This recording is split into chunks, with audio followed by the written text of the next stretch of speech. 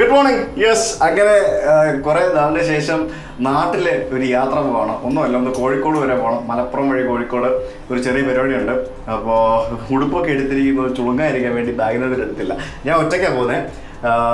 അവിടെ ഷൈർബായുടെ വീട്ടിൽ പോകണം. അതിനുശേഷം കോഴിക്കോട് ഒരു ഹൗസ് വാമിംഗ് ഉണ്ട്, അതിന് പോകണം. അപ്പോൾ അങ്ങനെ കുറച്ച് പരിപാടികളൊക്കെ ആയിട്ട് നമ്മുടെ പുതിയ ഹൈവേയിലൂടെ എങ്ങനെയുണ്ട് ഡ്രൈവ് എന്നൊക്കെ പോയി നോക്കട്ടെ, അതാണ് പരിപാടി.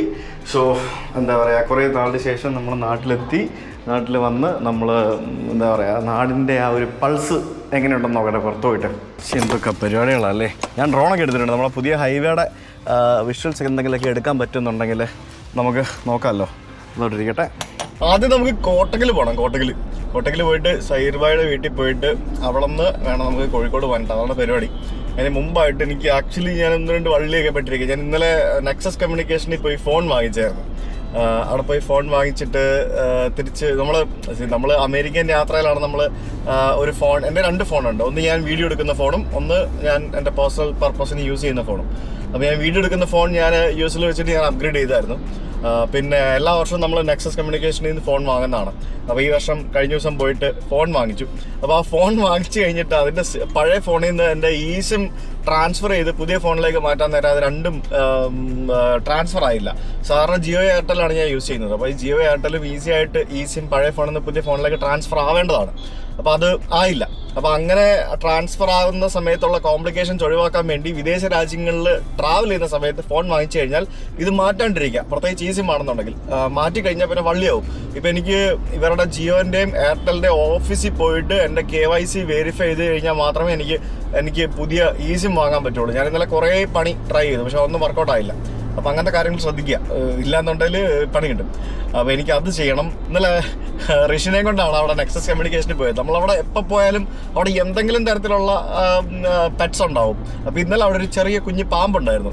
ആ ഒരു ചെറിയ ക്ലിപ്പ് നിങ്ങൾ കണ്ടിട്ടോ. സെറ്റാണ്. ഋഷിയുടെ ഫ്രണ്ടാണത് കേട്ടോ. ഓ വാ, എനിക്ക് വയ്യ. ഇത് ആരാ നോക്കി, എന്റെ അമ്മോ കണ്ടോ. ഋഷി ബ്രേവ് ബോയാ. ക്യാമറ നോക്ക്, ഫോട്ടോ എടുക്കട്ടെ. അപ്പൊ ഇനി ഫോൺ, ഋഷിക്ക് ഫോൺ.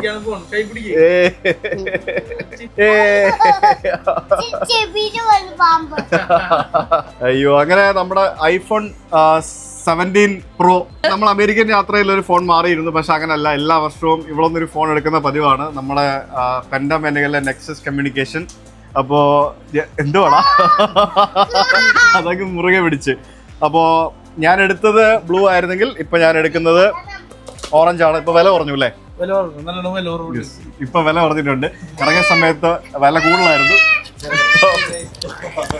അതിനെ കൊടുത്തു വിട്, വാങ്ങിച്ചോണ്ട് പോ, വീട്ടിൽ കൊണ്ടോ. ഇത് എന്ത് അങ്ങനെ കൊടുക്കല്ലേ, അങ്ങനെ കൊടുക്കല്ലേ. ഇതിനൊരു പേടിയില്ല കേട്ടാ. അപ്പൊ അവ ഇറങ്ങിയ സമയത്ത് വില കൂടുതലായിരുന്നു. ഇപ്പൊ വിലയൊക്കെ കുറഞ്ഞിട്ടുണ്ട്. ഇപ്പൊ വാങ്ങിക്കാൻ പറ്റിയ സമയമാണ്. അപ്പൊ ഇത് ഞാൻ 512 GB ആണ് എടുക്കുന്നത്. ഓ വാ, ഇതിന്റെ iPhone 17 ഒരു എന്താ പറയാ ഐക്കോണിക് കളറാണ് ഈ സാധനം. ആ സാധനം അതിപ്പോഴാണ് കിട്ടിയത്. എന്തായാലും അടിപൊളി. അപ്പൊ നിങ്ങൾക്ക് പുതിയ ഫോണും പഴയ ഫോണും സെക്കൻഡ് ഹാൻഡ് ഫോണും എല്ലാ ഫോണും വാങ്ങിക്കാനായിട്ട് പെൻഡാമെനികയിൽ വരാം. Nexus communications. കഴിഞ്ഞ 6 വർഷമായിട്ട് ഞാൻ ഇവിടെ നിന്നാണ് ഫോൺ എടുക്കുന്നത്. എടാ, ഇത് വേറെ ഏതെങ്കിലും പാമ്പിനെ കണ്ടാ ഇതൊന്നും പാമ്പാന്ന് പറഞ്ഞ് എടുത്ത് ഇതേപോലെ എടുത്തിടരുത് കേട്ടോ, കടിക്കും കേട്ടോ. ഇത് പെറ്റായോണ്ടാണേ. എന്റെ കാനഡ വിസ അപ്രൂവ് ആയിരുന്നു. അപ്പോൾ കാനഡ വിസ അപ്രൂവ് ആയതുകൊണ്ട് അത് പാസ്പോർട്ടിൽ വിസ സ്റ്റാമ്പ് ചെയ്ത് കിട്ടാനായിട്ട് പാസ്പോർട്ട് അയച്ചു കൊടുത്തിട്ടുണ്ട്. അതാണ് ഞാൻ വന്ന ഉടനെ ചെയ്തൊരു കാര്യം. പക്ഷേ ആ പാസ്പോർട്ടിൽ വിസ സ്റ്റാമ്പ് ചെയ്ത് കിട്ടാൻ വേണ്ടി മാത്രമായിട്ട് ഏകദേശം ഒരു 1.5 മാസം എടുക്കുമെന്നാണ് എനിക്ക് അറിയാൻ സാധിച്ചത്. അങ്ങനെയാണെന്നുണ്ടെങ്കിൽ ഞാനിവിടെ പോസ്റ്റാണ്. എനിക്ക് ആ പാസ്പോർട്ട് എൻ്റെ കയ്യിൽ തിരിച്ച് കിട്ടാതെ എനിക്ക് അടുത്ത യാത്ര പ്ലാൻ ചെയ്യാൻ പോലും പറ്റില്ല എന്നുള്ളതാണ് അതിനകത്ത് ഏറ്റവും വലിയ ഒരു പ്രശ്നം എന്ന് പറയുന്നത്. അത് കാരണം ഞാൻ ലിറ്ററലി ഇവിടെ ലോക്കാണ് ഇനിയിപ്പോൾ നാട്ടിൽ. പിന്നെ അത് മാത്രമല്ല, കുറച്ച് പരിപാടികളൊക്കെ ഉണ്ട്. ഞാൻ പറഞ്ഞല്ലോ, നമ്മളൊരു Airbnb സെറ്റാക്കിക്കൊണ്ടിരിക്കുകയാണ്. ഒരു ഹോം സ്റ്റേ എറണാകുളത്ത് സെറ്റ് ചെയ്തുകൊണ്ടിരിക്കുകയാണ്. എൻ്റെ വലിയൊരു ഡ്രീമാണ് ഹോസ്പിറ്റാലിറ്റി ഇൻഡസ്ട്രിയിലേക്ക് ഇറങ്ങുക എന്നുള്ളത്. അത് റിസോർട്ടും അങ്ങനത്തെ സെറ്റപ്പ് ഒന്നുമല്ല, ചെറിയ എന്താ പറയുക ഹാൻഡ് പിക്ഡ് ഒരു കുഞ്ഞി നമ്മുടെ ആയിട്ടുള്ള എലമെന്റ്സ് ഒക്കെ വെച്ച് നമ്മുടെ ഒരു പേഴ്സണൽ ടച്ചൊക്കെ കൊടുത്തുള്ള ഒരു പരിപാടി ചെയ്യണം എന്ന് ഭയങ്കര ആഗ്രഹമുണ്ട്. സോ അതിൻ്റെ കുറച്ച് കാര്യങ്ങളൊക്കെ ആയിട്ട് ഇനി അടുത്ത കുറച്ച് ദിവസങ്ങളിൽ ഞാൻ തിരക്കായിരിക്കും. But I will be doing regular vlogs in between. Travel ചെയ്യാൻ പറ്റുകയാണെങ്കിൽ വി വിൽ ട്രാവൽ. അങ്ങനെ നമുക്ക് വീഡിയോ ചെയ്യാണ്ടിരിക്കാൻ പറ്റില്ലല്ലോ. സോ അതാണ് നമ്മുടെ പരിപാടി. മീൻ വൈൽ നമ്മുടെ സുജിത് ഭക്തൻ എന്ന് പറഞ്ഞ നമ്മുടെ ഓൾട്ടർനേറ്റ് ചാനൽ, മറ്റൊരു ചാനലിൽ കൂടുതലായിട്ട് പോഡ്കാസ്റ്റുകളും അതേപോലെ തന്നെ ഇൻഫോർമേറ്റീവ് ആയിട്ടുള്ള വീഡിയോകളും പിന്നെ കുറേ ടോക്സും അങ്ങനെയുള്ള പരിപാടികളും കൂടെ വരുന്നുണ്ട്. ആ ഒരു ചാനൽ സബ്സ്ക്രൈബ് ചെയ്യാത്തവർ അതുകൂടെ ഒന്ന് ചെക്ക് ചെയ്തു. പാരലലി നമുക്ക് എപ്പോഴും ട്രാവൽ ചെയ്യാൻ പറ്റില്ലല്ലോ. അപ്പം മറ്റൊരു ചാനൽ അതിങ്ങനെ പതുക്കെ ഇങ്ങനെ പൊക്കിക്കൊണ്ട് വരികയാണ്. So do support. നിങ്ങളുടെ അഭിപ്രായങ്ങൾ അതേപോലെ തന്നെ കമൻറ്റ് ചെയ്യാം ആ ചാനലിനെ പറ്റിയുള്ളത്. പിന്നെ if you are interested to come with me for a podcast in that channel, please do come. Okay, you are welcome. നിങ്ങളെ ഞാൻ സ്വാഗതം ചെയ്യുന്നു. പോഡ്കാസ്റ്റ് ചെയ്യാൻ നിങ്ങൾക്ക് എന്തെങ്കിലും വ്യത്യസ്തമായ കഥകളുണ്ടെന്നുണ്ടെങ്കിൽ feel free to contact me. എന്നെ ഇൻസ്റ്റാഗ്രാമിൽ മെസ്സേജ് അയച്ചാൽ മതി, അല്ലെങ്കിൽ ഇമെയിൽ അയച്ചാൽ മതി. സോ നമുക്ക് അവിടെ നിന്ന് ടേക്കപ്പ് ചെയ്യാം. ഞാൻ വന്ന രണ്ടാമത്തെ ജിയോയുടെ കടയാണ് അടഞ്ഞു കിടക്കുന്നത്. ജിയോ എന്ന് പറഞ്ഞ ഗൂഗിൾ മാപ്പിൽ കുറേ കടകൾ കാണിക്കുന്നുണ്ട്, പക്ഷെ ഇതെല്ലാം അടഞ്ഞു കിടക്കുക. എന്ത് തേങ്ങയാണ് ജിയോ കാണിക്കുന്നത് എനിക്ക് അറിയത്തില്ല. ഞാനിപ്പോൾ എത്തിയിരിക്കുന്നത് ഇവിടെ KSRTC ബസ് സ്റ്റാൻഡിൻ്റെ അടുത്ത്. എനിക്കൊന്ന് പറവൂരല്ലേ, പറവൂർ KSRTC ബസ് സ്റ്റാൻഡിൻ്റെ അടുത്തുള്ളൊരു ജിയോ, അതും അടഞ്ഞു കിടക്കുക. എന്തോന്നിടേ ഇത്, 2 ജിയോ ഷോറൂം, 2 ജിയോയുടെ കസ്റ്റമർ കെയർ സ്ഥലത്താണ് ഞാനിപ്പോൾ പോയത്. ഇവിടെ എന്താ എറണാകുളത്ത് എനിക്ക് പോകാൻ സമയമില്ലാത്തതുകൊണ്ടാണ് ഞാൻ ഈ പോകുന്ന വഴിക്കെവിടെങ്കിലും കയറാമെന്ന് വെച്ച് നോക്കിയത്. അത് നോക്കിയപ്പോൾ അതെല്ലാം അടഞ്ഞു കിടക്കുന്നത്. What is this Jio? ഇഴഞ്ഞിഴഞ്ഞിഴഞ്ഞിഴഞ്ഞിഴഞ്ഞാണ് കേസ് പോകുന്നത്. നോക്കൂ എൻ്റെ ദൈവമേ, ഒന്നും പറയണ്ട. സത്യം പറഞ്ഞോട്ടല്ലോ, നമ്മുടെ ഈ ഹൈവേ വരുന്നത് സത്യം പറഞ്ഞാൽ ലേറ്റ് ആയിട്ടാണ്. അപ്പം അതിൻ്റെ കാര്യമില്ല, ഇത്ര ഇപ്പോഴെങ്കിലും വരുന്നുണ്ടല്ലോ എന്ന് പറഞ്ഞ് നമുക്ക് ആസ്വദിക്കാം. നമ്മുടെയൊക്കെ പിള്ളേർക്ക് എൻജോയ് ചെയ്യാൻ പറ്റും. നമുക്കൊന്നും ഇതൊന്നും എൻജോയ് ചെയ്യാൻ പറ്റിയില്ലെങ്കിൽ നമ്മുടെയൊക്കെ പിള്ളേർക്ക് പറ്റും. 24 കിലോമീറ്റർ പോകാൻ 51 മിനിറ്റ്. കൊടുങ്ങല്ലൂർ ബൈപ്പാസ് എത്തി. ഇവിടെ ഈ പറഞ്ഞ പോലെ റോഡ് പണിയുടെ സൈഡിലുള്ള ബൈ റോഡുകളൊക്കെ കുണ്ടും കുഴിയും നിറഞ്ഞു കിടക്കുകയാണ് കംപ്ലീറ്റ്. ഞാൻ ആലോചിക്കുന്നത്, ഈ റോഡ് പണിയുന്ന സമയത്ത് ഇവർക്ക് ബാക്കിയുള്ള സ്ഥലങ്ങൾ ടാർ ചെയ്തിട്ടൂടെ എന്നാണ് ഞാൻ ആലോചിക്കുന്നത്. അത് എന്താണ് അത് ടാർ ചെയ്തിടാൻ വയ്യാത്തത്? അതിന് മാത്രം പൈസ ഇവർക്കില്ലേ എന്നൊക്കെ ഞാൻ എപ്പോഴും ആലോചിക്കും. അത് എന്താണ് ഇതിനും മാത്രം കഷ്ടം? ഈ ബാക്കിയുള്ള ആൾക്കാർ ഈ റോഡ് പണിയെ ദുരിതമാണ്. നമുക്കൊക്കെ നല്ലതിന് വേണ്ടിയാണ് റോഡ് പണിയുന്നത്. പക്ഷെ എന്നിരുന്നാലും ഈ റോഡ് പണിയുന്ന സമയത്തെ മറ്റ് റോഡുകൾ, അതായത് ആ പണിയുന്നതിൻ്റെ ബാക്കിയുള്ള സ്ഥലത്തെ റോഡുകൾ കുഴിയൊക്കെ അടച്ചൊന്ന് ടാർ ചെയ്തിട്ട് കഴിഞ്ഞാൽ ആളുകൾക്ക് എത്ര അടിപൊളിയായിട്ട് പോകാം, എന്ത് സുഖമായിട്ട് പോകാം. ഇതിപ്പം മൊത്തം ചാടി പോകണ്ടേ. പിന്നെ പൊടി, ഈ റോഡിന്റെ സമീപത്തൊക്കെ ജീവിക്കുന്ന ആൾക്കാരുടെ അവസ്ഥ ആലോചിച്ച് നോക്കി. ഈ പൊടി അടിച്ച് മര്യാദയ്ക്ക് ഭക്ഷണം പോലും ശരിക്കും കഴിക്കാൻ പറ്റാതെ എന്ത് അവസ്ഥയായിരിക്കും. എന്തൊക്കെ ആസ്മ പോലെയുള്ള എന്തൊക്കെ രോഗങ്ങളായിരിക്കും ഇവർക്കൊക്കെ വരുന്നത്. ഭയങ്കര കഷ്ടം കേട്ടോ. നിർമ്മാണ പ്രവർത്തനങ്ങൾ വേണം, നമ്മുടെ നല്ലതിന് വേണ്ടിയാണ്. പക്ഷെ ആ നിർമ്മാണ പ്രവർത്തനങ്ങൾ നടക്കുമ്പോഴത്തേക്കിനും അത് ജനങ്ങൾക്ക് സുഗമമായിട്ട് യാതൊരുവിധ ബുദ്ധിമുട്ടുമില്ലാതെ നിർമ്മാണ പ്രവർത്തനങ്ങൾ നടത്തേണ്ടതല്ലേ അതിൻ്റെ രീതി? എനിക്കറിയത്തില്ല. ഇവർക്കൊക്കെ ഈ പണിയൊക്കെ ചെയ്യുന്ന കോൺട്രാക്ടർമാർക്കും ഇതിൻ്റെ അധികാരികൾക്കൊക്കെ ഒന്ന് ദുബായി പോയി കണ്ടാൽ പോരെ, ഒന്ന് UAE, നമ്മുടെ തൊട്ടടുത്ത രാജ്യം. അല്ലെങ്കിൽ പോട്ടെ, നിങ്ങൾ ശ്രീലങ്ക പോട്ടെ, പാകിസ്ഥാനിൽ എന്താ അവസ്ഥ എന്ന് എനിക്കറിയത്തില്ല. ശ്രീലങ്ക, പിന്നെ തായ്ലൻഡ്, ഇതുപോലുള്ള ഏതെങ്കിലും തൊട്ടടുത്ത രാജ്യം, ദുബായ് തന്നെ മതി. ഗൾഫിലേക്ക് ഒന്ന് പോയി കാണാം അവിടെയൊക്കെ എങ്ങനെയാണ് നിർമ്മാണ പ്രവർത്തനങ്ങൾ നടക്കുന്നത് എന്നുള്ളത്. ആൾക്കാർക്കൊരു, നമ്മളവിടെ റോഡ് പണി നടക്കുന്നുണ്ടെന്ന് റോഡിൽ കൂടെ ബാക്കിയുള്ള യാത്ര ചെയ്യുന്ന ആൾക്കാർ പോലും അറിയുകയില്ല. നമുക്ക് മാത്രമേ പറ്റത്തില്ല. നമ്മൾ ടെക്നോളജിയിൽ വമ്പന്മാര്, നമുക്ക് പറ്റത്തില്ല. നിങ്ങളിപ്പോൾ ആലോചിക്കും ഞാൻ കുറ്റം പറയാൻ വേണ്ടി ഇറങ്ങിയാണോ? എങ്ങനെ കുറ്റം പറയാണ്ടിരിക്കും? നല്ലതൊന്നും അല്ലല്ലോ. നല്ലത് കാണുമ്പോൾ നല്ലതെന്ന് പറയും. കുറച്ചങ്ങോട്ട് പോയി കഴിയുമ്പോഴത്തേക്കും കുറ്റിപ്പുറം കഴിഞ്ഞാൽ നല്ല റോഡാണ്, അത്രേ ഉള്ളു. അതുവരെ ബാക്കിയുള്ള ആൾക്കാർ ദുരിതം. അവർ കുറ്റിപ്പുറം കഴിഞ്ഞാൽ നല്ല റോഡെന്ന് പറയുമ്പോഴത്തേക്കും അവർ കുറച്ചാൾ മുന്നേ ദുരിതം അനുഭവിച്ചുകൊണ്ടിരുന്നവരാണ്.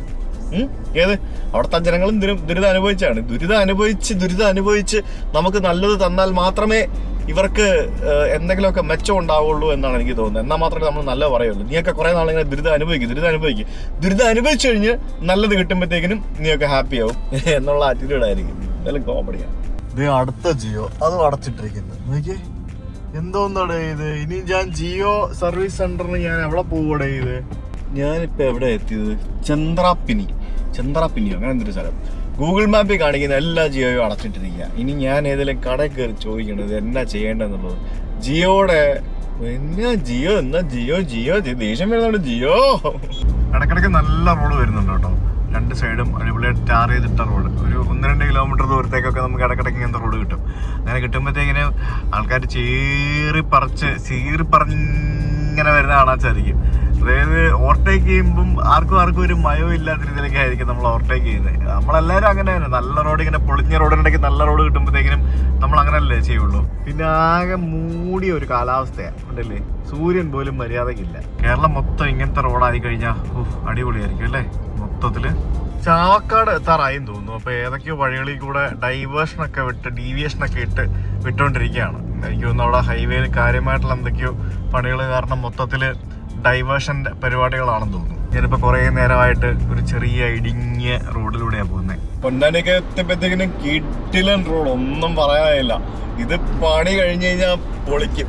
ഇത് ഈ റോഡ് പണി കഴിഞ്ഞിട്ട് തിരുവനന്തപുരം മുതൽ കാസർഗോഡ് വരെ നോൺ സ്റ്റോപ്പ് ഡ്രൈവ് ചെയ്യണം. ചിലപ്പോൾ ശരിക്കും പറഞ്ഞാൽ ഈ റോഡിന്റെ പണി കഴിഞ്ഞാൽ വന്ദേ ഭാരതിന്റെ ബിസിനസ് തീരും.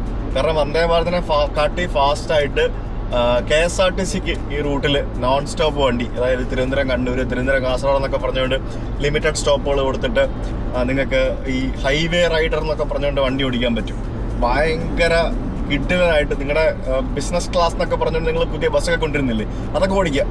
ഇല്ലെങ്കിൽ സാധാരണ super fast, premium super fast, അങ്ങനെ പല പല വണ്ടികൾ നിങ്ങൾക്ക് ഓടിക്കാം. അപ്പോൾ ഇവിടെ പൊന്നാനിൽ ഒരു ജിയോയുടെ ഒരു സംഭവം ഞാൻ ഗൂഗിൾ മാപ്പിൽ നോക്കിയപ്പോൾ വീണ്ടും കണ്ട്. ഞാൻ എന്തായാലും ഇവിടെ എക്സിറ്റ് എടുക്കുകയാണ്. എക്സിറ്റ് എടുത്തിട്ട് നമുക്ക് പോയി നോക്കാം എല്ലാം കിട്ടുമോന്ന്. ഇല്ലെങ്കിൽ ഗോവിന്ദ. അങ്ങനെ ഞാൻ പൊന്നാനിയിലെ ഒരു ജിയോ സെൻറ്റർ തപ്പിപ്പിടിച്ച് പോയി. ഞാൻ അവിടെ ചെന്ന് അവിടെയുള്ള ആൾക്കാർ എന്നെ കുറേ സഹായിക്കാൻ ശ്രമിച്ചു. പക്ഷേ അൺഫോർച്ചുനേറ്റ്ലി അവർക്ക് എന്നെ സഹായിക്കാൻ പറ്റിയില്ല. ഞാനൊരു വള്ളിയിൽ പെട്ടിരിക്കുകയാണ്. അതായത് സംഭവം എന്താണെന്ന് പറഞ്ഞാൽ ഞാൻ എൻ്റെ ഇപ്പോഴത്തെ നമ്പർ ഒരു 10-12 വർഷം പഴക്കമുള്ള നമ്പറാണ്.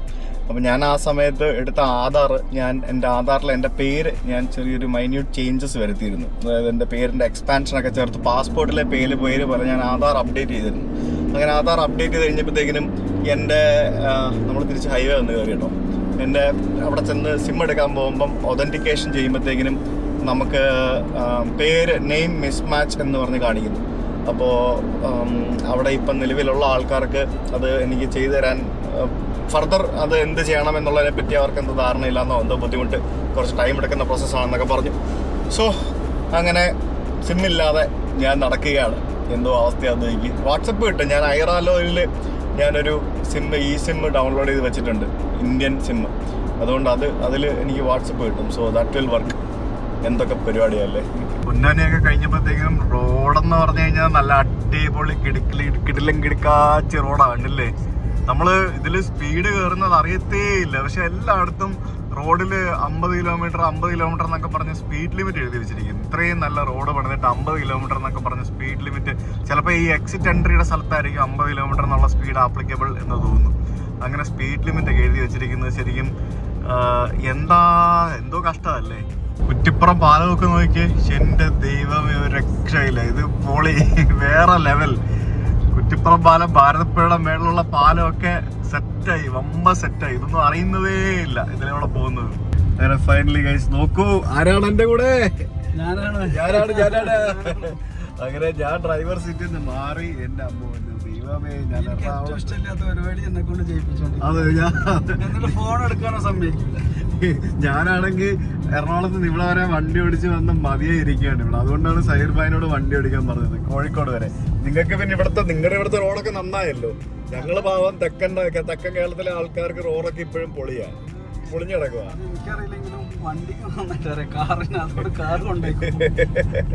നിങ്ങള് വടക്കൻ കേരളത്തിലുള്ള ആളുകൾക്ക് ഇപ്പം റോഡൊക്കെ അടിപൊളിയായി. ഞങ്ങള് പാവങ്ങള് എറണാകുളം മുതൽ അങ്ങ് താഴെ തിരുവനന്തപുരം വരെ ഇനിയും ഞങ്ങൾ കാത്തു കിടക്കണം ഞങ്ങളുടെ റോഡൊക്കെ നന്നായി കിട്ടാനായിട്ട്.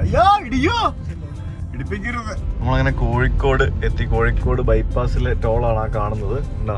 കോഴിക്കോട് ബൈപ്പാസിലെ ടോള് തുടങ്ങിയിട്ടില്ല. പക്ഷേ ഇവിടെ ഇപ്പം ഈ പറഞ്ഞ പോലെ ബ്ലോക്ക് ചെയ്തിട്ടിരിക്കുന്നതുകൊണ്ട് അതിൻ്റെ തിരക്കും മറ്റൊക്കെ കാണാം. ടോൾ പ്ലാസയുടെ മേളിൽ കഥകളി ഇരിക്കുന്നത് കണ്ടോ. ടോള് തുടങ്ങി കഴിയുമ്പോഴത്തേക്കിനും ഇവിടെ നമ്മൾ കഥകളി കളിക്കും. അതിനാണ് ആ കഥകളി അവിടെ വെച്ചിരിക്കുന്നത്. ഈ തുടങ്ങുമ്പം ആൾക്കാർ പ്രശ്നങ്ങൾ ഉണ്ടാക്കാതിരിക്കാൻ വേണ്ടി ഇപ്പോഴേ ഇവിടെ ഇങ്ങനെ ഒറ്റ ട്രാക്ക് ഓപ്പൺ ആക്കി വെച്ചിരിക്കുകയാണ്. ഉണ്ടല്ലേ, നമ്മൾ ഇവിടെ കിടക്കും, അപ്പുറത്തൂടെ ആൾക്കാർ കുത്തിക്കയറ്റിക്കൊണ്ട് വരും. ടോളിൻ്റെ ഇപ്പുറത്ത് ഇവിടെ ടോയ്ലറ്റ് ഒക്കെ പണിത് വെച്ചിട്ടുണ്ടല്ലേ. ടോയ്ലറ്റ്, പിന്നെ അതുപോലെ സർവീസ് സെന്ററുകൾ, അങ്ങനെയുള്ള പല പരിപാടികളൊക്കെ ടോളിനോട് ചേർന്ന് പണിത് വെച്ചിട്ടുണ്ട്. എതിർദിശയിൽ പോകുന്ന വണ്ടിക്കാരുടെ ടോളാണ് അപ്പുറത്ത് കാണുന്നത്. ഇത് ശരിക്കും നല്ലൊരു കൺസെപ്റ്റാണ്. ആ റോഡിന്റെ വീതി മാക്സിമം കൂട്ടി അവിടെ ടോൾ പ്ലാസ നമ്പേഴ്സ് കൂട്ടുന്ന ഒരു പരിപാടി. അപ്പോൾ രാവിലെ സ്വാദിഷ്ടമായ ഭക്ഷണം, ഇതെന്താണ്, ചപ്പാത്തി, പിന്നെ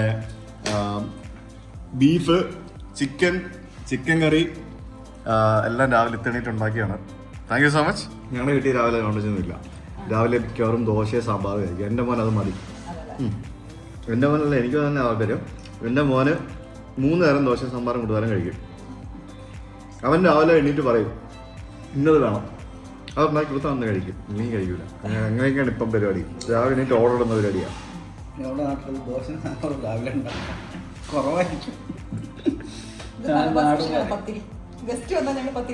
പത്തിരി ചിക്കൻ കറി. ആ ചിക്കൻ കറി നല്ല അടിപൊളിയായിരുന്നു കേട്ടോ. ചിക്കൻ കറി യമ്മി. എന്താ ബിരിയാണി ഉണ്ടോ? ബിരിയാണി ഉണ്ടാവുന്നു. വരുന്നോ കുളത്തിൽ പോയാൽ? എന്നാ ബാ നമുക്ക് കുളത്തിൽ പോയിട്ട് വരാം. വരുന്നോ? നിങ്ങൾ വരുന്നോ? ഞങ്ങൾ കുളത്തിൽ പോയിട്ട് വരാം. എവിടെ കുളം? എവിടെയാ? പുറകിലല്ലേ? രക്ഷയിലൂടെ ഇവരുടെ വീടിരിക്കുന്ന സ്ഥലം. നിങ്ങളുടെ ഇത് സ്ഥലത്തിന് വരുന്ന കോൽക്കളം. എന്താ എന്താണ് എന്തറിയാം? കുളം എവിടാന്നറിയാവോ? ആ കാണിച്ചു തന്നെ. കുളം എവിടെയാണെന്ന് കാണിച്ചു തന്നെ. എവിടെയാ? ആ സൈഡിലാണോ? ആ സൈഡിലല്ലല്ലോ. ആണോ? ഓക്കെ. ഇവരുടെ വീട്ടിലിരിക്കുന്ന സ്ഥലം ഉണ്ടല്ലോ, ഇതൊരു കിഡിലെ സ്ഥലമാണ്. ഞാൻ ആക്ച്വലി ആദ്യമായിട്ട് ഇവിടെ ഡ്രോൺ പറത്തുന്നത്. ഭയങ്കര രസമാണ് കാണാൻ. തൊട്ട് ബാക്കിൽ പാടം, പിന്നെ ചുറ്റിനും തെങ്ങും തോപ്പും അതും ഇതൊക്കെ ആയിട്ട് ശരിക്കും മലപ്പുറം ജില്ലയുടെ ആ ഒരു നല്ലൊരു ഗ്രാമ ഭംഗി നമുക്കിവിടെ വന്നു കഴിയുമ്പോൾ കാണാൻ സാധിക്കും. അതാണ് അതിൻ്റെ ഒരു മെയിൻ അട്രാക്ഷൻ എന്ന് പറയുന്നത്. മൊത്തത്തിൽ ഭയങ്കര രസമാണ്. മൊത്തത്തിൽ ഇങ്ങനെ പിന്നെ ഈ പറഞ്ഞാൽ ഈ നവംബർ ഡിസംബർ വിൻ്റർ സമയം ആയതുകൊണ്ട് അതിൻ്റെ ഒരു കോട പോലത്തെ ഒരു സംഭവം ഉള്ളതുകൊണ്ടാണ്. ഇല്ലാന്നുണ്ടെങ്കിൽ സ്കൈയും കൂടെ ക്ലിയർ ആണെങ്കിൽ നല്ല അടിപൊളി കാഴ്ചയാണ് കാണാൻ സാധിക്കുന്നത്. പിന്നെ ഇതിൻ്റെ ബാക്കിൽ ഇവരുടെ വീടിൻ്റെ ബാക്കിലായിട്ടൊരു കുളമുണ്ട്, വലിയൊരു കുളം. കുറേ നാളായിട്ട് ഇവിടെ കുളമുണ്ടെന്ന് പറഞ്ഞു കേട്ടിട്ടുള്ള, അല്ലാതെ ഇതുവരെ കുളത്തിൽ പോയില്ലായിരുന്നു. നമുക്ക് ആ കുളം ഒന്ന് പോയി കണ്ടിട്ട് വരാം. അവിടെ ഓൾറെഡി ആൾക്കാരുണ്ടെന്ന് തോന്നുന്നു കേട്ടോ. ഇവിടെ ആൾക്കാർ കുളിക്കാനൊക്കെ വരുമല്ലേ? വാവ്, അടിപൊളിയാണല്ലോ. എന്ത് കയറില്ലെന്ന്? അമീബയോ? വേണോ? വയ്യോളാ, കഷ്ടമുണ്ട്. പിള്ളേരവിടെ പന്തുകളി. ഇവരിറങ്ങോ? പിള്ളേരൊക്കെ ഇറങ്ങോ? നീ അതിനിടയ്ക്ക് മേക്കപ്പ് ഒക്കെ ഇട്ടോ പോയിട്ട്? അത് കൊള്ളാലോ. ഇവിടെ ഭയങ്കര ആഴമുള്ള ഭാഗമാണ്. അതൊക്കെ ഒരു 5 അടി 6 അടി ഒക്കെ. 6 അടി അല്ലല്ലോ, എത്ര 6 ആൾ താഴ്ചയൊക്കെ ഉണ്ടെന്നാണ് പറയുന്നത്. ഇവിടെ നമുക്കൊരു നിസ്കാരപ്പള്ളിയാണ് ഈ കാണുന്നത്. അപ്പോൾ ഇവിടെ ആൾക്കാർ വന്നിട്ട് കുളത്തിൽ കുളിച്ചതിന് ശേഷം ഇവിടെ നിസ്കരിച്ചിട്ടൊക്കെ പോകും അത്രേ. അപ്പോൾ ഒരു നിസ്കാരപ്പള്ളി കാണാം. ആ കുളം കണ്ടപ്പോൾ കുളത്തിൽ ഇറങ്ങാൻ തോന്നി. ഞങ്ങൾ തിരിച്ചു ഡ്രസ്സൊക്കെ മാറി കുളത്തിറങ്ങി. തിരിച്ചു പോകുന്നില്ല, നേരെ ഇവരുടെ വീടിൻ്റെ മുമ്പിൽ തന്നെയാണ് കുളം. ഇതിനു മുമ്പ് പലവിടെ ഇവിടെ വന്നിട്ട് നിങ്ങൾ കുളത്തിൽ ഇറങ്ങാമെന്ന് പറഞ്ഞിട്ട് നമ്മളിതുവരെ ഇറങ്ങിയിട്ടില്ലായിരുന്നു, അത് കാണാൻ പോലും പോയിട്ടില്ലായിരുന്നു. പക്ഷേ ദാറ്റ് കുളം ഈസ് റിയലി നൈസ്. മീനൊക്കെ ഉണ്ട് കേട്ടില്ല, അതൊക്കെ ഉണ്ടോ? മീനൊക്കെ ഉണ്ട്. പിള്ളേർ രണ്ടും ഇവിടെ ഫുൾ സെറ്റായിട്ട് സജ്ജമായിട്ട് പൂർണ്ണ സജ്ജമായിട്ട് കുളത്തിൽ ചാടാൻ വേണ്ടി വന്നിരിക്കുകയാണ്. ഫുഡ് സ്പാ അല്ലേ? Natural food spa, fish spa. എനിക്ക് വയ്യ. ഇക്കിളെടുക്കുന്നുണ്ടോ? ഇക്കിളിയാവുന്നുണ്ടോ? ചാടിക്കോ. ദേ മുങ്ങി. വലിയ ആളാണല്ലോ.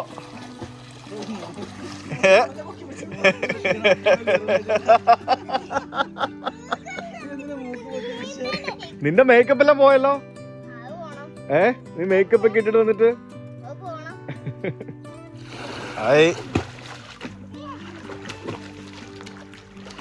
തലമൊക്കെ നീന്തൂല? ആണോ? 2.5 വയസ്സിൽ നീന്താൻ പഠിപ്പിച്ചു? ഇത്തന്നെ പഠിപ്പിച്ചു? ശരി. 2.5 വയസ്സിലോ? അതേ ഉള്ളു, അടിപൊളി. ഇതിനകത്ത് മൊത്തം ഫിഷ് സ്പാ ഇറങ്ങി നിന്ന് കഴിഞ്ഞാൽ.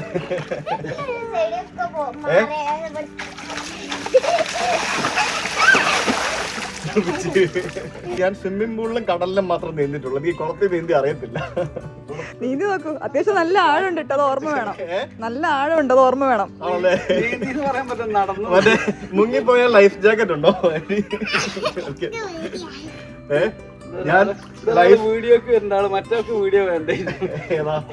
അവൾക്ക് വീഡിയോ ഇഷ്ടമല്ല, ഇവക്ക് വീഡിയോ ആണ്. അതിനാണ് അങ്ങോട്ട് വരുന്നത്. അതൊക്കെ കയറി പറ്റിയ എന്തായാലും ഒന്ന് അല്ല, എനിക്ക് തിരിച്ചിങ്ങോട്ട് വരാം, പ്രശ്നമൊന്നുമില്ല. നോക്കണേ, എടുപ്പിക്കില്ല.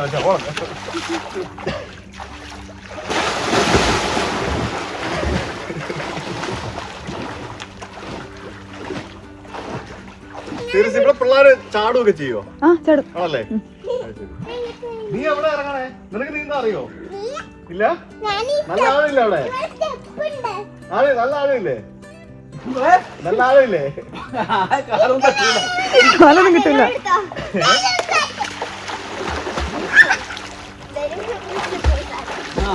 ഉണ്ടല്ലോ. അത്യാവശ്യം പുറത്ത്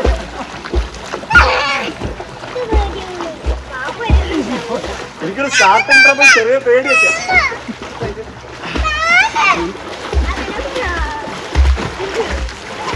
ഞാൻ തന്നെ പഠിച്ചാട്ടോ. വേണ്ട സേ അവളെ കയറ്റി വിട്. അവിടെ നിന്നോ.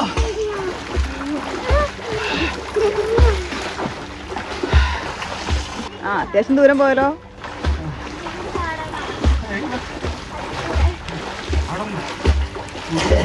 That was A fun time. അടിപൊളിയായിരുന്നു. ചുമ്മാ അല്ല നിങ്ങൾ വീട്ടിൽ പൂള് പണിയാ. ഞാൻ ഇതുള്ളപ്പോൾ പിന്നെ എന്തിനാ പൂള്, നാച്ചുറൽ പൂളുള്ളപ്പോൾ പിന്നെ വേറെ പൂളിൻ്റെ ആവശ്യമില്ലല്ലോ. കുളത്തി കുളിച്ച് കഴിഞ്ഞാൽ വല്ലാത്തൊരു ഫ്രഷ് ആവലാണ്. ഞാൻ കുറേ നാളുകൾക്ക് ശേഷമാണ് ഞാൻ കുളത്തിൽ കുളിക്കുന്നത്. ഞാൻ പുഴയിൽ കുളിച്ചിട്ടുണ്ട്. ഞങ്ങളുടെ നാട്ടിൽ പമ്പയാറുണ്ടല്ലോ, അവിടെ കുറേ തവണ കുളിച്ചിട്ടുണ്ട്. പിന്നെ കുളത്തിൽ കുളിക്കുന്നത് എനിക്ക് തോന്നുന്നു കുറേ നാൾക്ക് ശേഷമാണ്. എനിക്ക് ഓർമ്മയില്ല. നമുക്ക് ഇവിടെ ഒരുപാട് കുളങ്ങളുണ്ട്. പക്ഷേ ഇപ്പം പല ആൾക്കാരും കുളമൊക്കെ മൂടി തുടങ്ങി. പക്ഷേ അങ്ങനെ എല്ലായിടത്തും ഒന്നും മൂടലൊന്നുമില്ല. പക്ഷെ എന്നിരുന്നാലും കുറേ കുളമൊക്കെ പലരും മൂടി തുടങ്ങി. ഇത് ചെറിയ പ്ലാവാണല്ലോ. നമ്മള് ഹൗസ് വാമിന് തലേ ദിവസം വെച്ച പ്ലാവാ. ഹേയ്, അത്ര നേരം കൊണ്ട് ഇത്രയായി. ഇത് മറ്റേ ഇത് എന്താ ഓൾ ടൈം ഉണ്ടാവുന്ന ആണല്ലേ. വലുതായി കാണാൻ. എനിക്ക് ചെറുത് മതി, ഇടിച്ചൊക്കെ മതി. നിങ്ങൾ ഏതാ എടുത്ത കഴിഞ്ഞ ദിവസം? ഞാൻ എടുത്തോളാം, കുഴപ്പമില്ല. ഇപ്പോ പ്രായം അറിയോന്ന് ചോദിച്ചു കഴിഞ്ഞാല് ഇതിന്റെ എന്താ പറയാ, അതിപ്പോ ഇത് വലുതാവുമ്പോ അത്രയും വലുതാവുന്നുണ്ടല്ലോ ഇല്ലേ. ഓക്കെ, നമുക്കിപ്പോ ഇത് ഒത്തിരി ചെറുതായിപ്പോയി. നോക്കട്ടെ ഇവിടെ. ഇത് അത് വിളഞ്ഞു കാണാം. ഇതും അതൊക്കെ കുഴപ്പമില്ല. ഇവിടെ മേളിൽ നീങ്ങുന്നെടുക്കാം. ഇതെടുക്കാം. ഇത് നോക്കാം. ഇതിപ്പം ഇടിച്ചക്ക അല്ലെങ്കിൽ അവർ വേറെ എന്തെങ്കിലും ഉണ്ടാക്കും. ഇത് എൻ്റെ ഉടുപ്പ് ഞാനല്ല, ഉടുപ്പിലായി കഴിഞ്ഞാൽ പിന്നെ തീർന്ന്. എന്നാ അവിടെ വെച്ചോ, ഒരെണ്ണം കൊടുക്കാം. വലുത് പറ്റും, പക്ഷെ മേളിലല്ലേ. ചാടി വെട്ടിക്കഴിഞ്ഞാൽ ഒറ്റ വെട്ടെന്നൊക്കെ എനിക്ക് വെട്ടാൻ ആഗ്രഹമുണ്ട്. പക്ഷേ ഇത് ഈ ഇലക്കല്ലേ, കൊള്ളുന്നില്ല. ഒറ്റ വെട്ടിന് വീട്.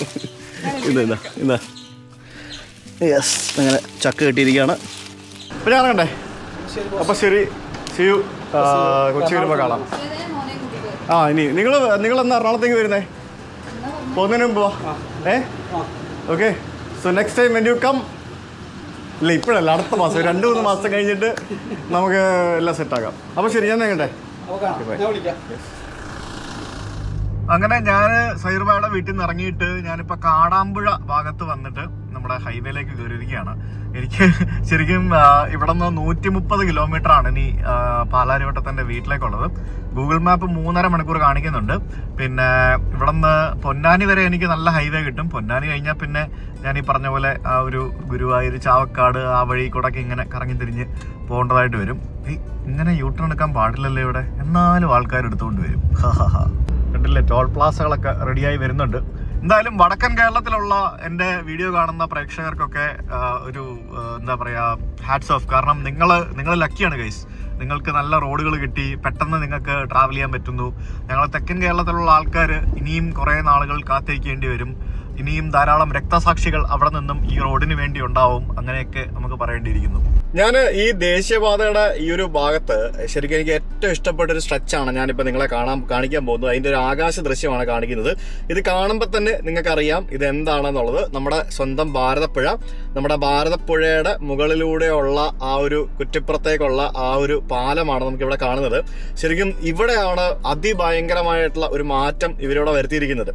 ഇപ്പോൾ നമ്മുടെ ഈ ഒരു ഹൈവേ വളരെ സ്ട്രെയിറ്റ് ആയിട്ട് നിർമ്മിച്ചു വെച്ചിരിക്കുന്നു. അതായത് പൊന്നാനി ഭാഗത്തുനിന്ന് വരുന്ന ആ ഒരു ഹൈവേ, അതാണ് നമുക്കിവിടെ കാണാൻ സാധിക്കുന്നത്. പൊന്നാനി ഭാഗത്തുനിന്ന് വരുന്ന ആ ഒരു 6 വരിപ്പാത, അതിൻ്റെ മുകളിൽ കൂടി മറ്റൊരു ഫ്ലൈ ഓവർ പണിതിട്ട് അത് തൃശ്ശൂർ ഭാഗത്തേക്കുള്ള ആ ഒരു എടപ്പാൾ ഭാഗത്തേക്കുള്ള ആ ഒരു റൂട്ടിലേക്ക് മാറ്റിയിരിക്കുകയാണ്. എന്നിട്ട് ഈ എടപ്പാൾ ഭാഗത്തുനിന്ന് വരുന്ന വണ്ടികൾ എനിക്ക് തോന്നുന്നു പഴയ പാലത്തിലൂടെ കയറി ആണെന്ന് തോന്നുന്നു അത് കുറ്റിപ്പുറം ഭാഗത്തേക്ക് പോകുന്നത്. എന്തായാലും ആ ഒരു പഴയ പാലം അവര് അവിടെ മാറ്റങ്ങളൊന്നുമില്ലാതെ അതേപോലെ അവിടെ വെച്ചിരിക്കുകയാണ്. ആ പാലം പെയിന്റ് അടിച്ച് കുട്ടപ്പനാക്കി ടാറൊക്കെ ചെയ്ത് അടിപൊളിയാക്കി വെച്ചിരിക്കുന്നു. പിന്നെ അതിന് താഴെ ഭാരതപ്പുഴയോട് ചേർന്നുള്ള നമ്മുടെ ആ ഒരു മള്ളൂർ ശിവക്ഷേത്രം, ശിവപാർവതി ക്ഷേത്രം നമുക്ക് അവിടെ കാണാം. ആ ഒരു ക്ഷേത്രത്തിന് സമീപത്ത് ഈ ശബരിമല സീസണൊക്കെ ആകുമ്പോഴത്തേക്കിനും ധാരാളം ഭക്തജനങ്ങൾ വരുന്ന ഒരു സ്ഥലം കൂടിയാണ്. പ്രത്യേകിച്ച് ഈ കർണാടകത്തിൽ നിന്ന് വരുന്ന ആൾക്കാരൊക്കെ ഇവിടെ നിർത്തി പിന്നെ ഭാരതപ്പുഴയിൽ ഒരു ചെറിയ കുളിയൊക്കെ പാസ്സാക്കിയാണ് അവർ പല ആൾക്കാരും പോവുക. അങ്ങനെ ആ ഒരു ഭാരതപ്പുഴയുടെ മുകളിലൂടെയുള്ള ആ ഒരു പഴയ പാലത്തിലൂടെ വണ്ടികളൊക്കെ പോകുന്നത് കാണാം. പുതിയ പാലത്തിലൂടെ ചീറിപ്പാഞ്ഞും വണ്ടികൾ ഇങ്ങനെ നമുക്ക് പോകുന്നത് കാണാൻ സാധിക്കും. ഞാനങ്ങനെ പോകുമ്പോഴൊന്നും ഇത്രയും വെള്ളമൊന്നും ഞാൻ കണ്ടിട്ടില്ല. പക്ഷേ ഇവിടെ നമുക്ക് നല്ല രീതിയിൽ വെള്ളം ഇപ്പോൾ കാണാൻ സാധിക്കുന്നുണ്ട്. എന്തായാലും ആ ഒരു പഴയ പാലവും പുതിയ പാലവും കൂടെ ചേർത്ത് വളരെ മനോഹരമായിട്ട് ആ ഒരു ഹൈവേ അവരവിടെ റെഡിയാക്കി വെച്ചിട്ടുണ്ട്. ഇതെല്ലാം അടിപൊളിയാണ്. നമ്മുടെ എടപ്പള്ളിയിൽ അവരിനി എന്ത് ചെയ്യും എന്നുള്ളതാണ് നമുക്ക് കാണേണ്ടത്. എടപ്പള്ളിയാണ് ശരിക്കും എല്ലാവരും ഇങ്ങനെ ആകാംക്ഷയോടെ നോക്കിയിരിക്കുന്ന, കാരണം അത് എന്ത് സംഭവിക്കും, എന്തായിരിക്കും അവിടെ സംഭവിക്കുന്നത്, ചെയ്യാൻ പോകുന്നതൊക്കെ ഇങ്ങനെ ആകാംക്ഷയോടെ നോക്കിയിരിക്കുന്ന ഒരു സ്ഥലം എന്ന് പറയുന്നത് സത്യം പറഞ്ഞു കഴിഞ്ഞാൽ എടപ്പള്ളിയാണ്. അപ്പോൾ കുറ്റിപ്പുറം ഭാഗത്തേക്കുള്ള ആ ഒരു വളരെ മനോഹരമായിട്ടുള്ള ആ ഒരു സ്ട്രെച്ച് ശരിക്കും എടുത്ത് പറയേണ്ട ഒരു വളരെ ഇംപ്രസീവ് ആയിട്ടുള്ള രീതിയിൽ ചെയ്തിരിക്കുന്ന ഒരു വർക്കാണ്. ഇനി വേറെ ഒരു കാര്യം കൂടെ പറയാം. നമ്മുടെ ഈ റോഡിൽ ഈ എൻട്രി എക്സിറ്റ് വരുന്ന സ്ഥലങ്ങളിലാണ് ശരിക്കും സ്പീഡ് കുറച്ച് വെച്ചിരിക്കുന്നത്. അവിടെ എത്തുമ്പോഴത്തേക്കിനും സ്പീഡ് കുറയ്ക്കണം എന്നുള്ള സൈൻ ബോർഡുകൾ വെച്ചിട്ടുണ്ട്. ബാക്കിയുള്ള സ്ഥലത്ത് എനിക്ക് തോന്നുന്നു 80, ചില സ്ഥലത്ത് 100 ഒക്കെ വെച്ചിരിക്കുന്ന ബോർഡ് ഞാൻ കണ്ടത്. മൊത്തത്തിൽ കൺഫ്യൂസ്ഡ് ആണ് എത്രയാണ് എവിടെയാണ് സ്പീഡ് ഉള്ളതെന്നുള്ളത്. എനിക്ക് തോന്നുന്നു കാറുകൾക്ക് 100 കൊടുത്തിട്ടുണ്ട്, മറ്റ് വാഹനങ്ങൾക്ക് 80 കൊടുത്തിട്ടുണ്ടെന്നാണ് എനിക്ക് തോന്നുന്നത്. ഇവിടെ നമുക്ക് കണ്ടിന്യൂസ് ആയിട്ടുള്ള വെള്ളവര നമുക്ക് ഈ എൻട്രി എക്സിറ്റ് സ്ഥലങ്ങളിൽ കൊടുത്തിട്ടുണ്ട്. ഈ കണ്ടിന്യൂസ് ആയിട്ടുള്ള വെള്ളവര കൊടുത്തിരിക്കുന്ന സ്ഥലങ്ങളിൽ സത്യം പറഞ്ഞു കഴിഞ്ഞാൽ ലെയിൻ ചേഞ്ച് ചെയ്യാൻ പാടില്ല എന്നുള്ളതാണ് അതിൻ്റെ അർത്ഥം. ശരിക്കും നമുക്ക് ഡ്രൈവിംഗ് പഠിപ്പിക്കുന്ന സമയത്തൊക്കെ അത് പഠിപ്പിക്കുന്നതാണ്. പക്ഷെ എത്ര ആൾക്കാർ അത് ഫോളോ ചെയ്യുന്നുണ്ട് എന്നുള്ളത് എനിക്കറിയത്തില്ല. ഈ എൻട്രി എക്സിറ്റ് സ്ഥലങ്ങളിൽ ആളുകൾ ലെയിൻ ചേഞ്ച് ചെയ്ത് കഴിഞ്ഞാൽ അപകട സാധ്യത കൂടുതലാകും എന്നുള്ളത് കൊണ്ടാണ് സത്യം പറഞ്ഞു കഴിഞ്ഞാൽ ആ എൻട്രി എക്സിറ്റ് ഏരിയകളിൽ സത്യം പറഞ്ഞാൽ ഇതുപോലെയുള്ള ഡോട്ടഡ് ലൈൻ കൊടുക്കാതെ കണ്ടിന്യൂസ് ആയിട്ടുള്ള വെള്ളവര കൊടുത്തിട്ട് ലെയിൻ ചേഞ്ച് ചെയ്യരുത് എന്ന് കൊടുത്തിരിക്കുന്നത്. അവിടെ യെല്ലോ സ്ട്രിപ്പുകളും കൊടുത്തിട്ടുണ്ട് റോഡിൽ, നമുക്ക് കാണാൻ സാധിക്കും. അത് വാർണിംഗ് തരുന്നതിന് വേണ്ടി. അവിടെ നിന്ന് എൻട്രി എക്സിറ്റ് ഏരിയ കഴിഞ്ഞൊരു 100 മീറ്റർ 200 മീറ്റർ കഴിഞ്ഞ് കഴിയുമ്പോഴത്തേക്കിനും നമുക്ക് അവിടെ ലൈൻ ചേഞ്ച് ചെയ്യുന്നതിന് വേണ്ടിയുള്ള 100 അല്ല ഒരു 500 മീറ്ററോളം കഴിയുമ്പോഴത്തേക്കിനും നമുക്ക് ലൈൻ ചേഞ്ച് ചെയ്യാൻ അനുവദിച്ചുകൊണ്ടുള്ള ഡോട്ടഡ് ലൈൻസ് നമുക്ക് അവിടെ വരുന്നത് കാണാൻ സാധിക്കും. അപ്പോൾ ഈ എൻട്രി എക്സിറ്റ് സ്ഥലങ്ങളിൽ പ്രത്യേകിച്ച് ഇങ്ങനെ കണ്ടിന്യൂസ് ആയിട്ട് വെള്ളവര കൊടുത്തിരിക്കുന്ന ഏരിയകളിൽ ലൈൻ ചേഞ്ച് ചെയ്യാൻ പാടില്ല. ലൈൻ ചേഞ്ച് ചെയ്താൽ അവിടെ അപകട സാധ്യത കൂടുതലാണ്, അപകടം സംഭവിക്കാനുള്ള സാധ്യത കൂടുതലാണ്. അപ്പോൾ അതേപോലെ തന്നെ കുറച്ചിപ്പോൾ നമുക്ക് മുന്നോട്ട് പോകുമ്പോഴത്തേക്കിനും റോഡ് വളഞ്ഞു പോകുന്ന ഒരു ഭാഗമുണ്ട്. ആ വളവിലും നമ്മൾ ലൈൻ ചേഞ്ച് ചെയ്യാൻ പാടില്ല. ശരിക്കും പ്രോപ്പറായിട്ട് ലൈനൊക്കെ ചേഞ്ച് ചെയ്യാതെ അല്ലെങ്കിൽ ഇൻഡിക്കേറ്ററൊക്കെ ഇട്ട് ലൈനൊക്കെ ചേഞ്ച് ചെയ്ത് ഫാസ്റ്റായിട്ടുള്ള വണ്ടികൾ മാത്രം റൈറ്റ് ട്രാക്കിൽ പിടിച്ചൊക്കെ പോയി വളരെ കൃത്യമായിട്ട് വണ്ടി ഓടിച്ചു കഴിഞ്ഞാൽ ഭാവിയിൽ വലിയ അപകടങ്ങളൊന്നും ഉണ്ടാകാതെ നമുക്ക് മുന്നോട്ട് പോകാൻ സാധിക്കും എന്നുള്ളതാണ്. അപകടങ്ങൾ കൂടുകയാണെങ്കിൽ അതനുസരിച്ച് ഇനി കൂടുതൽ റെസ്ട്രിക്ഷൻസും ക്യാമറകളും അങ്ങനെയുള്ള പല സംഭവങ്ങളും റോഡിൽ വന്ന് നമുക്ക് തന്നെ അത് ബുദ്ധിമുട്ടായി മാറുകയും ചെയ്യും. അതുപോലെ ഏറ്റവും വലിയ മറ്റൊരു അപകടം എന്ന് പറയുന്നത് ഈ എക്സിറ്റ് ഏരിയയിൽ നമ്മൾ എൻട്രി കയറുന്നതും എൻട്രി ഏരിയയിൽ എക്സിറ്റ് കയറുന്നതും. ഇപ്പൊ ഇവിടെ തന്നെ യൂ ടേൺ എടുക്കരുതെന്ന് പ്രത്യേകം എഴുതി വെച്ചിരിക്കുന്ന സ്ഥലത്ത് കാറുകളും ബൈക്കുകളും മറ്റു വണ്ടികളും എല്ലാം യൂ ടേൺ എടുത്തിട്ട് എടപ്പാൾ ഭാഗത്തേക്ക് പോകാനായിട്ട് കാണിക്കുന്നുണ്ട്. എടപ്പാൾ ഭാഗത്ത് പോകേണ്ടവര് കുറ്റിപ്പുറം ഭാഗത്ത് നിന്ന് എക്സിറ്റ് എടുത്ത് പഴയ പാലത്തിൽ കൂടെ കയറി വന്ന് വേണം എടപ്പാൾ ഭാഗത്തേക്ക് പോകാൻ എന്നാണ് എനിക്ക് തോന്നുന്നത്. അപ്പൊ അത് വളരെ കർശനമായിട്ട് ക്യാമറ വെച്ച് മോണിറ്റർ ചെയ്ത് യൂ ടേൺ എടുക്കുന്ന സ്ഥലങ്ങളിൽ യൂ ടേൺ എടുക്കുന്നവരെ പിഴ കൊടുത്ത് ഫൈൻ കൊടുത്ത് കൺട്രോൾ ചെയ്താൽ മാത്രമേ അപകടം കുറയ്ക്കാൻ പറ്റുള്ളൂ. അപ്പൊ ശരിക്കും പറഞ്ഞാൽ കാര്യമായിട്ടൊരു റോഡ് അവയർനെസ് നമ്മൾ ഈ ഒരു പുതിയ റോഡ് വരുന്നതോടുകൂടി കൊടുത്തില്ല എന്നുണ്ടെങ്കിൽ വളരെയധികം ബുദ്ധിമുട്ടുണ്ടാക്കാവുന്ന അല്ലെങ്കിൽ ധാരാളം അപകടങ്ങൾ ഉണ്ടാവുന്ന ഒരു സ്ഥലമാണ്. ഞാൻ തന്നെ ഇവിടെ ഡ്രോൺ പറത്തിക്കൊണ്ടിരിക്കുന്ന സമയത്ത് എത്ര വണ്ടികളാണ് ആ യൂ ടേൺ എടുക്കാൻ പാടില്ലാത്ത സ്ഥലത്തൂടെ യൂ ടേൺ എടുത്ത് പോകുന്നതെന്ന് അറിയാമോ? ദാറ്റ്സ് ആക്ച്വലി എന്താ പറയാ റിയലി ബാഡ്. നമുക്കറിയാം അത് ചെയ്യാൻ പാടില്ല എന്ന്, പക്ഷെ എന്നാലും നമ്മളത് ചെയ്യും. പല സ്ഥലങ്ങളിലും അത്തരത്തിൽ ചെയ്യും. അത് നമുക്ക് അതിന് വേണ്ടി ഒരു 1/2 കിലോമീറ്ററോ 1 കിലോമീറ്ററോ കൂടുതലായിട്ട് ഓടാൻ വയ്യ. അതേപോലെ ഇത് ശരിക്കും ഒരു എക്സ്പ്രസ് ഹൈവേ പോലെയാണ്. നമ്മളൊരു സ്ഥലത്ത് എക്സിറ്റ് എടുക്കാനായിട്ട് നമ്മൾ മിസ്സായാൽ തിരിച്ച് റിവേഴ്സ് എടുത്ത് വരരുത്. നമ്മൾ മുന്നോട്ട് പോയിട്ട് അടുത്ത എക്സിറ്റ് എടുത്തിട്ട് വേണം തിരിച്ച് വരാനായിട്ട്. ഇതൊക്കെ റോഡ് നിയമങ്ങൾ കർശനമാക്കി പിഴയൊക്കെ കൂട്ടിയാൽ മാത്രമേ, അതായത് ഫൈൻ ഈടാക്കുന്നതൊക്കെ കൂട്ടിയാൽ മാത്രമേ അത്തരത്തിലുള്ള സംഭവങ്ങളൊക്കെ നടക്കുള്ളൂ എന്നാണ് എനിക്ക് തോന്നുന്നത്. അങ്ങനെ ഞാൻ എടപ്പള്ളി എത്തി കഴിച്ചു. എടപ്പള്ളി സമയം ഉച്ചയ്ക്ക് 2:15. ഞാൻ 11:30 ബെൽറ്റൊക്കെ കമ്പിച്ചാടി ബെൽറ്റൊക്കെ മുറുകിയിരിക്കുന്നു, അനങ്ങുന്നില്ല എനിക്ക്. അതായത് രാവിലെ 11:30 അവിടെ നിന്ന് ഇറങ്ങിയതാ. 12:30 130 കിലോമീറ്റർ 2.25 മണിക്കൂർ 3 മണിക്കൂർ അപ്രോക്സിമേറ്റ് എടുത്ത് നമ്മൾ എടപ്പള്ളി എത്തി. അയ്യോ പൊന്നാനി കഴിഞ്ഞ് പിന്നെ എന്താ പറയാ ചാടി ചാടി ചാടി ചാടി കുഴി ചാടി വരും. പക്ഷെ കൊള്ളാം, ഫൺ ഡ്രൈവാ ഇതൊക്കെ. പിന്നെ കിട്ടുമോ? റോഡ് നന്നായ പിന്നെ ഇങ്ങനെയൊക്കെ ഓടിക്കാൻ പറ്റുമോ? ഇല്ലല്ലോ. അതാണ് അതിൻ്റെ ഗുണം. സോ വീട്ടിൽ പോന്നു. പിന്നെ കുറച്ച് പരിപാടികളൊക്കെ ഉണ്ട്. ഞാൻ ഒരു സർപ്രൈസ് ഈസ് കമ്മിങ്. നമ്മളൊരു Airbnb ഒരു ഹോം സ്റ്റേ സെറ്റാക്കിക്കൊണ്ടിരിക്കുകയാണ്. അതിൻ്റെ പരിപാടികളൊക്കെ ഞാൻ അറിയിക്കാം. I will show you guys. അപ്പോൾ see you guys tomorrow with another video. അതുവരേക്കും ബൈ ബൈ. ചക്കയും സാധനങ്ങളൊക്കെ ആയിട്ട് വീട്ടിൽ പോകണം.